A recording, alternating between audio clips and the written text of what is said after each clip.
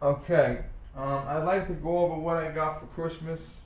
No, I did not get a tremendous amount of gifts like, a new car, all that shit you see on television.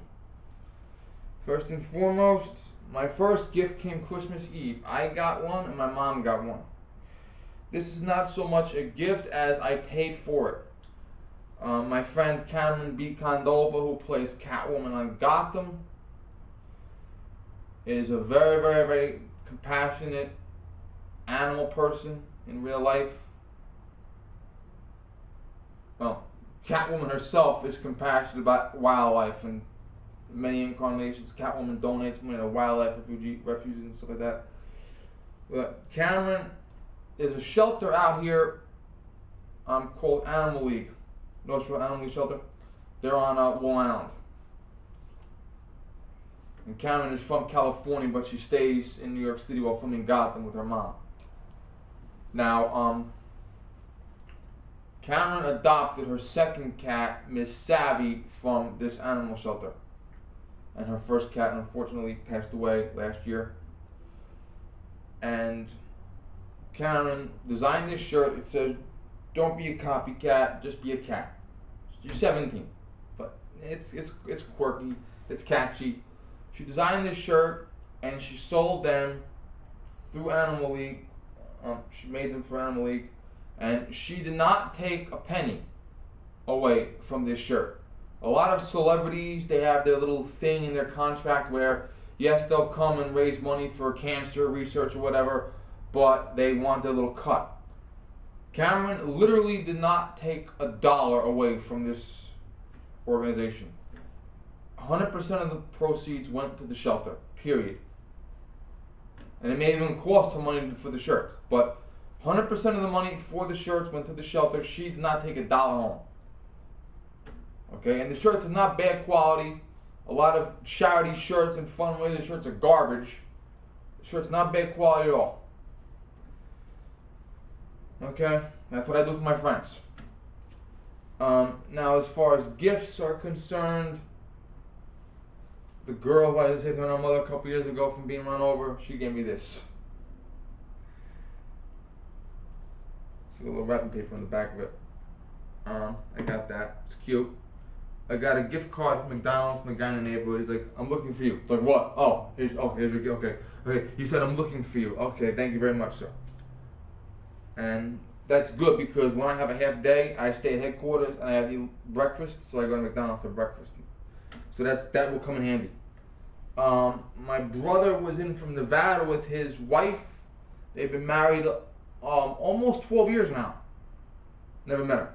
They have a couple of dogs and a cat in the house, and she can never get an animal sitter, a pet sitter, so she'll stay behind. But this time they got a friend to watch the pets, and they came. My brother gave me a gift card for Amazon and these. Godiva. This is all, that's Giardello, this is Godiva. Giardello, Godiva. And my sister and brother-in-law, their family, they gave me a gift card. And then my sister-in-law and brother and their family gave me this and a gift card, all Amazon. Which I like, I use Amazon. I buy a lot of books there, I buy a lot of Kindle books there, so that's good. I like things that I'm going to use. Now my parents, on their end, my mother gets the usual bullshit. She gets, the flossing sticks, the replacement toothbrush heads. It's like Hanukkah. Hanukkah, the first night you get a piece of shit gift. The last night you get a nice gift. That's my mom. We're not Jewish either, but that was in the stocking. The main gift was in the stocking by accident. She gave me two $5 scratch off instant lottery tickets. One I won $5 on, one I lost on. So she spent $10, I got $5 back, so I lost $5. They're garbage. Okay, just take the fucking money and put it in the bank somewhere. Or if you want to give someone money, give them the fucking money. Okay, those cards are shit. Lottery, just don't gamble. Okay, I gamble once a year if I gamble that often. It's not worth it. Okay, the only winner is the casino or the lottery. They're the only winners. So I got that. I did ask for and get Blazing Saddles Now, Karen B. Condova's friend is a Juliana McNamara, the gymnast from '84. That's her niece. It's Karen's friend. And I found out Gene Wilder had passed away while on Twitter her thing came up, R.I.P. Gene Wilder. This is Blazing Saddles. It is the most racist movie ever made. But the director is Jewish, the star is black, and the co-star is Jewish. Okay? So, you gotta laugh, okay? This is the 70s. They would never make this fucking movie today. You gotta laugh. You're a Star Wars fan, you gotta like the other movie, Spaceballs. I had this on VHS that my uncle taped and gave me years ago. I never updated it to Blu-ray or DVD, so here it is, Spaceballs. My favorite Mel Brooks movie of all time. Yeah, I'm a Star Wars fan, so you gotta love this too. And it's hilarious. I mean, there's a million Jewish jokes, but like I said, Mel Brooks is Jewish, therefore you can get away with it. You can't do that, but he can. Yeah, hypocrisy, right? This is Captain America: Civil War. Excellent movie. Saw it in theaters, and there was an incident when I thought the guy was like creep me out, and I kept my eye on him and being just in as a person. Yeah. Suicide Squad. This I saw in one of those eating movie theaters where you sit down at the table and bar food. What are you gonna do? This movie got some negative reviews, but I liked it. Man of Steel sucked. Batman v Superman sucked even harder. Okay, this was fun. Okay, Harley Quinn is played by Margot Robbie. Harley Quinn's my favorite villain of all time. I was so glad to see her up on the big screen. And little known fact, I actually went out on Twitter every day or so for maybe a couple of months straight when this was being made. And every day Margot Robbie got a tweet from me. I don't know if you saw it because of so many fucking followers, but I would tweet to Margot Robbie almost on a daily basis. Margot, don't fuck this up. Don't fuck this up. So thank you to Margot Robbie for listening to me and not filing for a restraining order against me. Thank you so much for not fucking it up. Now, a while ago, my father and I saw this thing on you probably see it yourself on the commercials on television, about converting your money to gold or silver. Okay, this is what that means. When you go to the bank and tell the bank, show me my money. The bank, at least in America, by the way, I don't know where the fuck you live, but in America, the bank will show you a printed form and say, this is your money. Your money is on paper. You have $50,000 in the bank. You have a savings account, checking account, blah, blah, blah. This is your money. It's a paper printout of your money. If you convert your money to gold or silver, platinum, other precious metals, whatever, okay, the bank will literally show you a vault with $50,000 of gold pieces in it.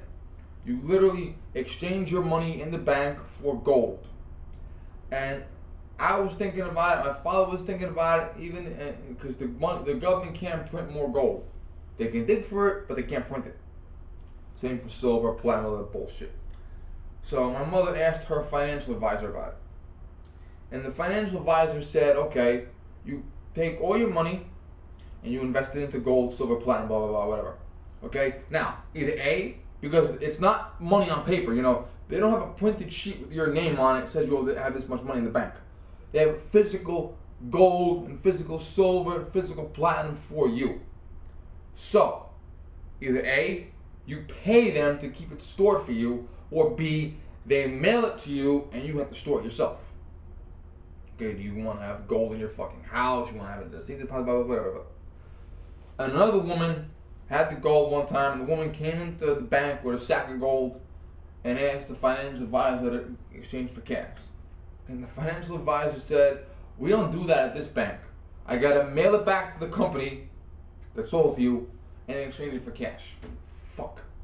So, for me, it's not a good idea. If it's a good idea for you, that's you, but for me, it's not a good idea because I don't want to be paying a guy to have my fucking money in a vault somewhere. Okay? So, yeah. So I said, well, you could buy a couple of gold coins or a couple of silver coins. I do have a modest coin collection. Maybe I'll show it before I want to put it in a safety deposit box.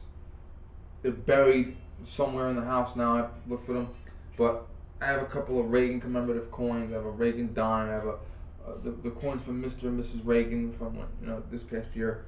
I got those, and my father insisted, it was in the stocking when it's supposed to be under the tree, but my father insisted on buying me. He didn't buy it himself. He bought it for me. He insisted on buying a gold piece. I don't know why he didn't buy it for himself, but he's my father. What do you want me to do? And this is a beautiful, beautiful double eagle. You get a little booklet, and there it is. Now this is fit in here. There's a plastic holder for it, and it's fit into this sleeve. So I think it's fit so tightly that I might have to break it to get it out. So we're not going to do that today. And there's a symbol of the United States. Now this is a double eagle. That is Lady Liberty. Different variation of Lady Liberty. There's a Statue of Liberty. There's a couple variations of Liberty. And this is, on the back here, there's a cutaway so you can see the back here. This is 2 eagles in flight. That's why they call it the golden double eagle. And there's a platinum coin to go with this, and there's a silver coin, which I don't have. Platinum is usually a lot more money than gold. Usually a lot more money than gold. These are beautiful coins. It is an investment. I can sell it later. I can keep it. I can give it to my children or grandchildren. If I ever have children or grandchildren. But, well. And if I don't have a child or a grandchild, I give it to my nieces and nephews. Okay. I have 2 nieces and 3 nephews. So that's what I got for Christmas. And I'm modest. I spend more money than I make. I mean I spend more than I take in. I got cleaned out between gift cards for the in-laws, gift cards for my nieces, my nephews. My youngest nephew got a laptop. So I bought him the Giants carry bag for that.